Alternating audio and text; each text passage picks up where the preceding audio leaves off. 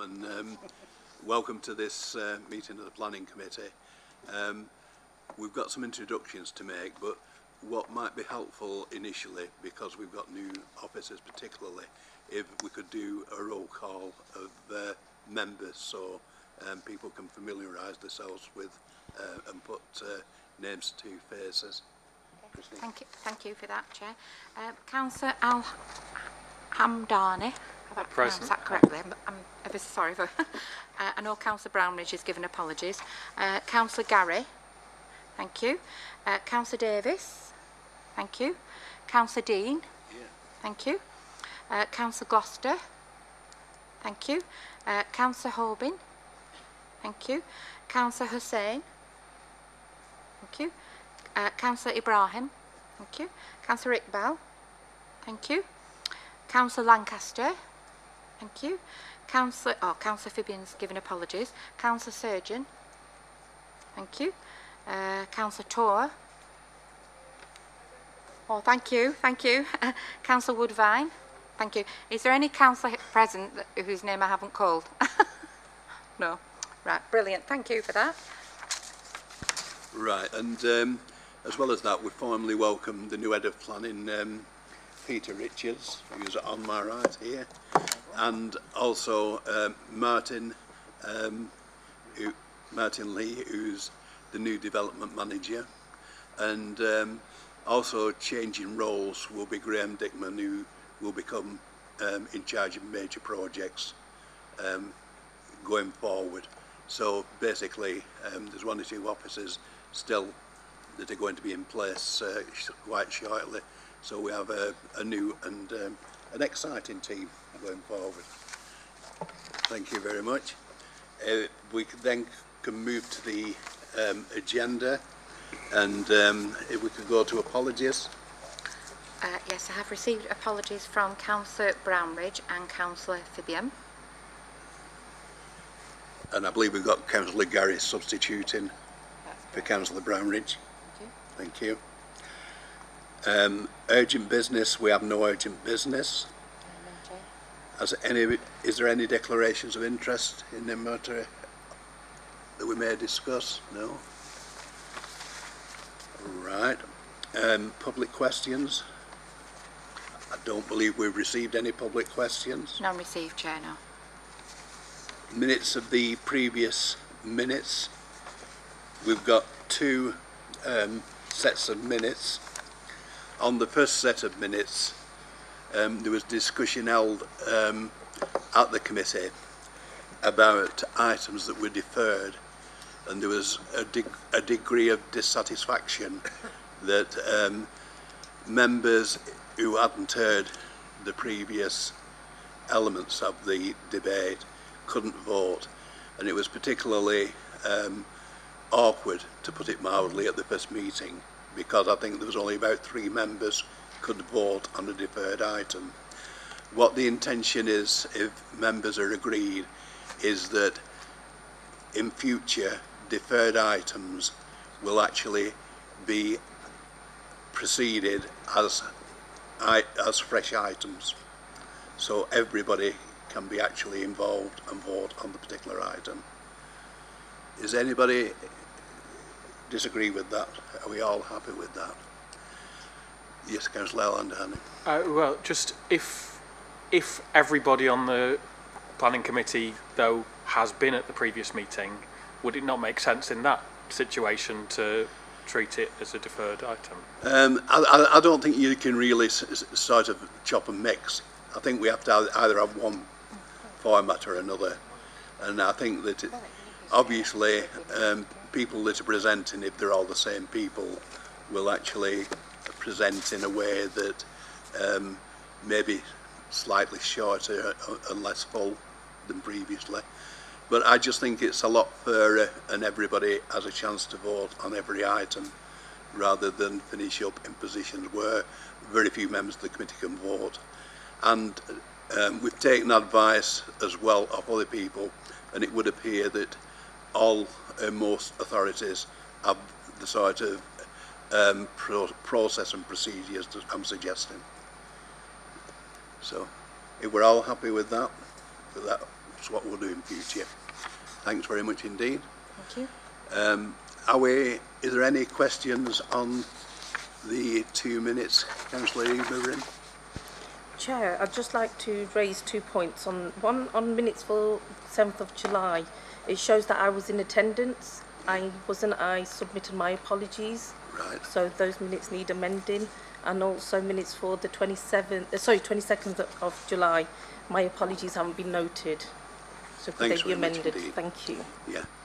And hopefully what will, and there has been a lack of continuity, but Christine now is taking over clerking all the planning meetings in future. And there's been change of staff, and obviously switching from virtual to live meetings has caused some disturbance. So we hope that the minutes will be possibly a better representation in future anyway. Thanks very much indeed. Thank you. Okay. Nobody else has got any questions on the previous minutes? No, thank you. If we then go to planning applications, the first application is the former site of St Cuthbert's Church, Tanner's Fall, Oldham, and it's an application for 20 dwellings, and Mr Dickman will outline the application to us. It's already been subject to an outline application, so this is the full application after the outline was approved some time ago. Right, thank you, Chair. As you've explained, this is a reserved matters application. The outline was approved earlier this year, so many of the members will probably recall that particular discussion that took place at that meeting. What that of course means is that the principle of the development's already been established, and what we're now looking at is just the details, so the layout, the house types, landscaping, all those kind of ancillary elements to the scheme.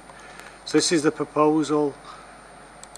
Forward. So this is the site, and we can recall it. So there's an old church building that's on the site, which has actually recently been demolished. So the site is effectively cleared now.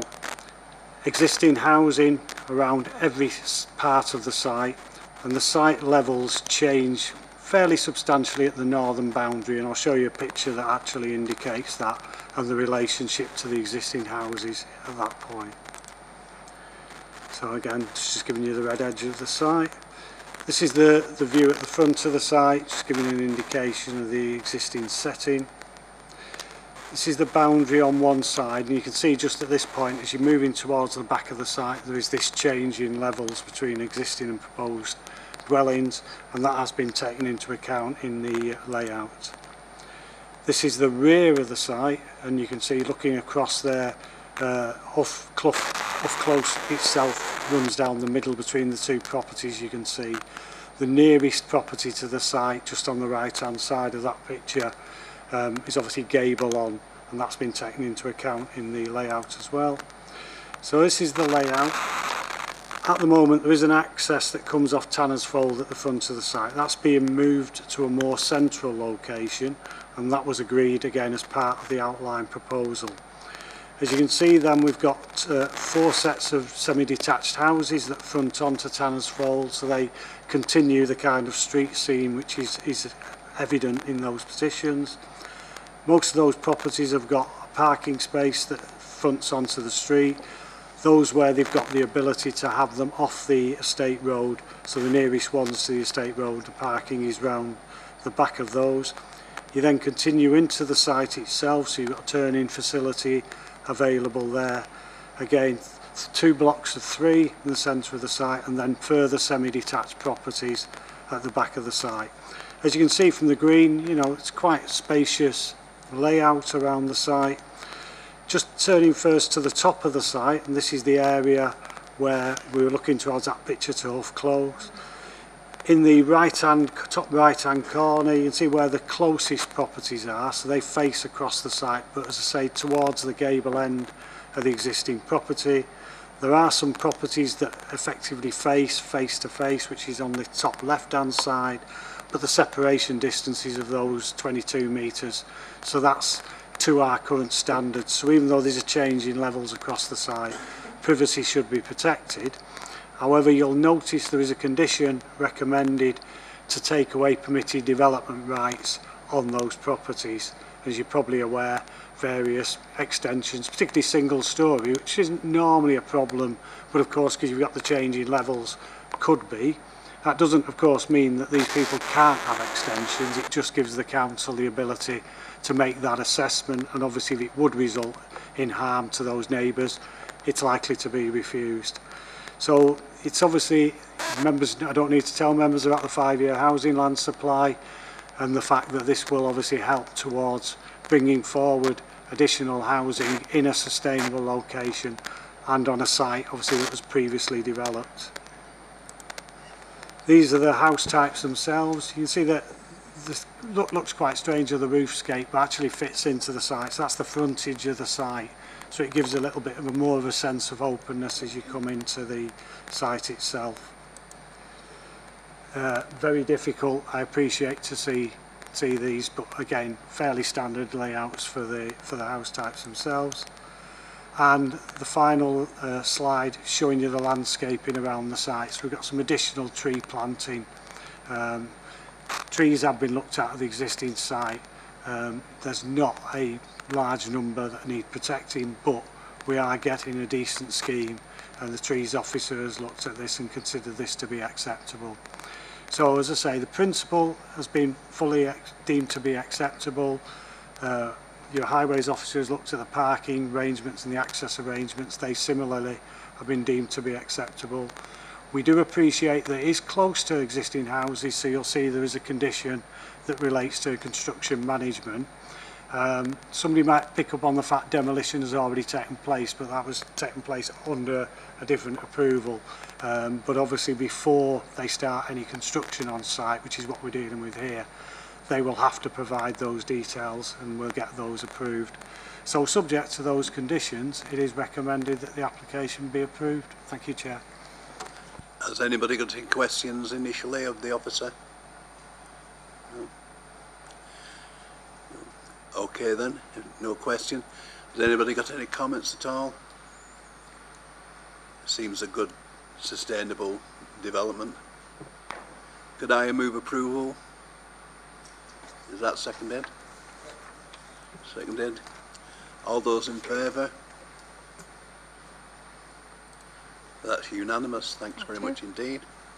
If we then can move on to the second application, which is Chadderton Way, which is a Volvo, a proposal by Volvo. VW. VW, sorry. Begins with a V. Yeah, building them up a bit more than I should, haven't I? VW showrooms, car showrooms and workshops, etc.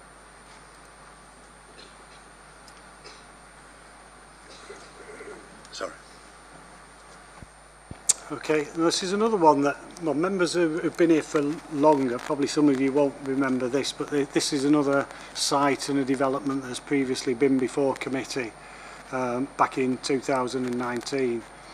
Like I say, it's for a VW. They currently have premises on Manchester Road, which obviously they're completely outgrown at the moment, so this is to move all their operations onto this site. And this particular application is a variation to a scheme that they previously had approval for.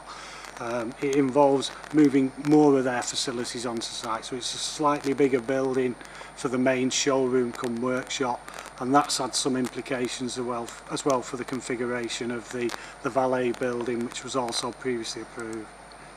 So this is the site. I'm sure people have been past this probably on many occasions as coming down Chadderton Way towards the roundabout. It was formerly occupied by a mill going back into history, and there have been various other interim uses on the site. But at the moment it's basically a vacant site. Was until recently. There's again some development taking place on the site at the present time, and that's basically they're trying to remove some of the peaks and troughs of the material that was on site. And as you can see, just to the kind of eastern, southeastern side is a modern housing estate, and we suspect that when that was developed, some of the waste material from that actually ended up on this site, and that probably accounts for the differences in levels. Okay, that's just giving you the aerial view, as you can see. Now this is the development itself, slightly different angle, but in the kind of top right hand side you can see the main building itself. The valet building is the bottom right hand side, and then you've got various areas for parking, for the servicing, and then at the front of the site you have an area which obviously is the main display area, and that actually won't be closed off, so that'll be open, left open obviously for people to browse and so forth. In terms of relationships with neighbouring properties, I've got some photographs of this, but just to point out, there on the right hand side, those are the nearest properties to the site, but again the separation distances we've ensured are satisfactory. It is quite a tall building, but not an overly tall building. There's potential, there's like a first floor area you'll see shortly as well for the offices. Some potential perhaps if windows were installed in there, but you'll notice there's a condition that's been imposed that requires our approval for that. So that should protect those residents.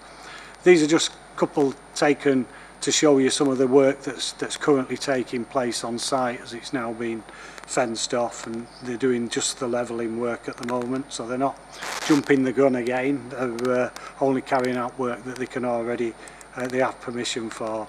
So these are older photographs showing you when the site was open, and again just confirming that difference between levels across the site.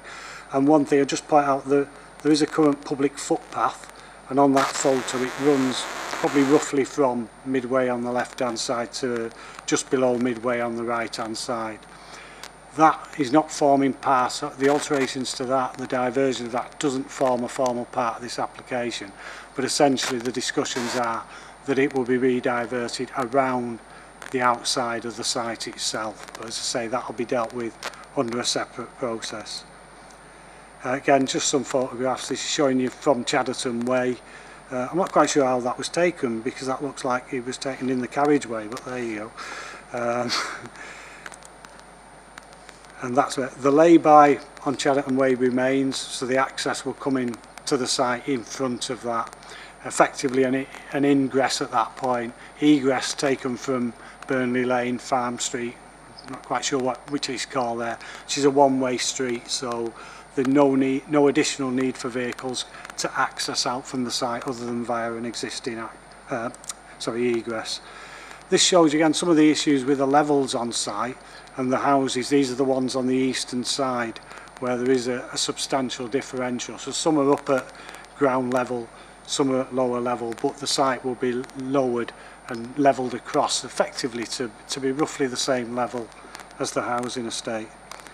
Again, that shows you can see where the differences in levels as they come through, and obviously the condition as it was on site as well, because it's been vacant for quite a number of years.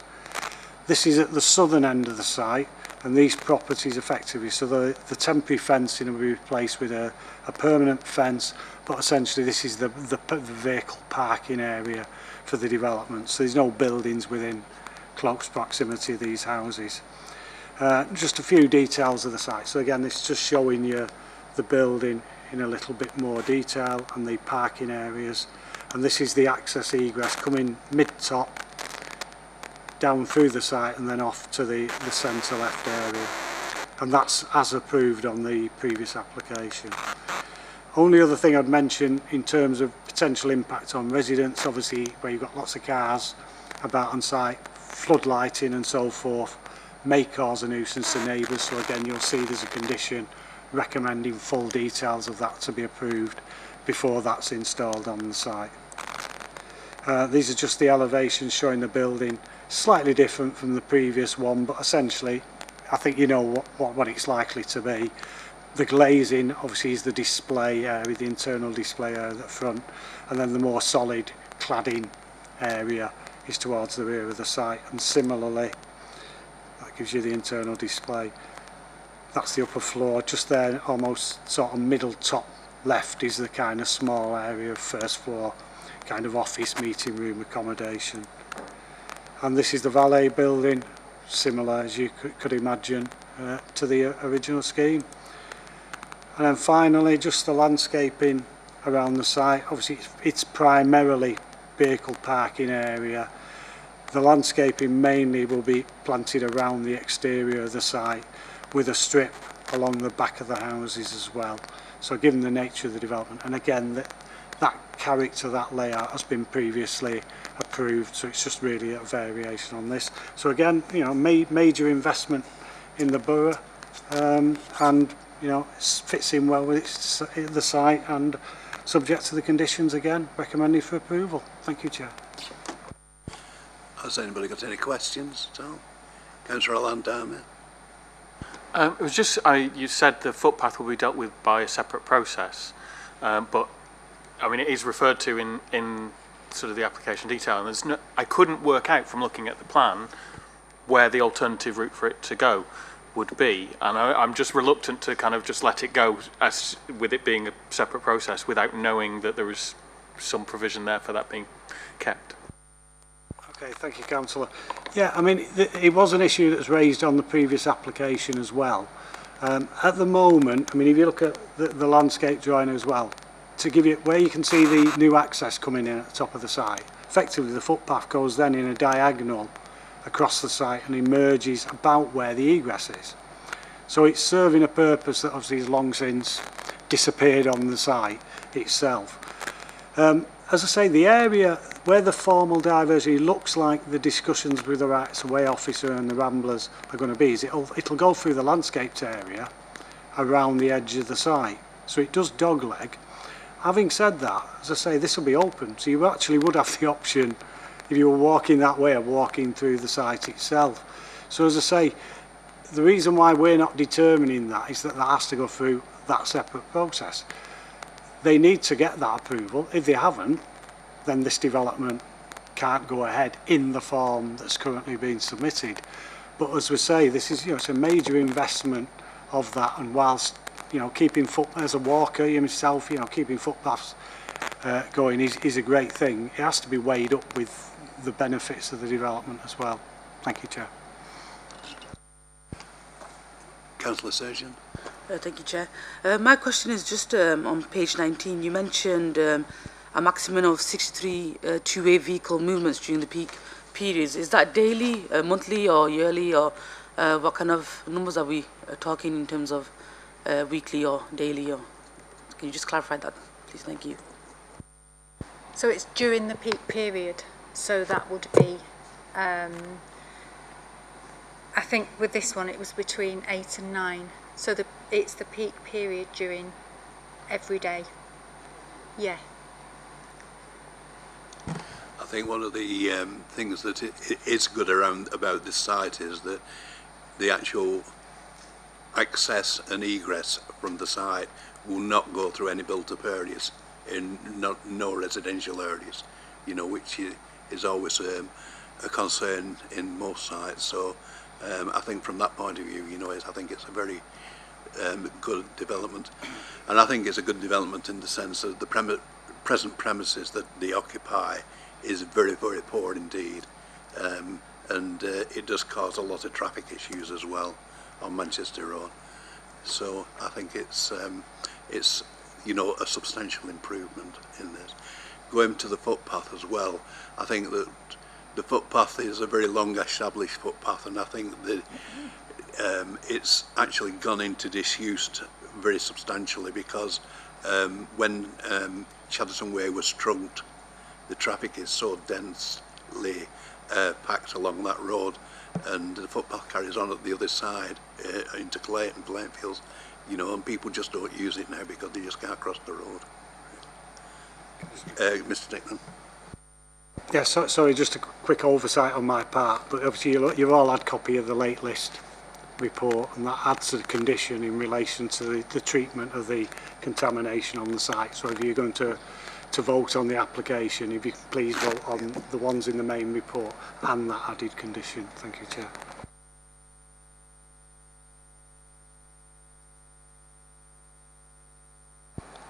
Just getting back to the footpath. I presume it'll be go through their site of their land, and it won't be somebody else's responsibility or going over someone else's land. And obviously they'll be footing the cost of the new footpath. Yes and yes. as I say, that it's within this landscaped area that you can see that the kind of top left-hand corner of the site, and yes, it'd be their responsibility to pay for any alternative. Okay, it's open for discussion, if anybody wants to discuss it. And if nobody does, could I move approval? Is that seconded? Thank you. Okay, all those in favour? Excuse me, Chair, sorry, could I just check who did second that? It was Councillor Alan Darnay. Alan Darnay. Oh, thank you. Thank you. All those in favour? Thank you, that's unanimous. That concludes the meeting for this evening. Just to add, sorry, to just for absolute surety, if we could ask that the condition on the late list as well is included within the decision that we've just made. Okay, thank you. Thanks very much indeed. Let's hope they're all as quick as that.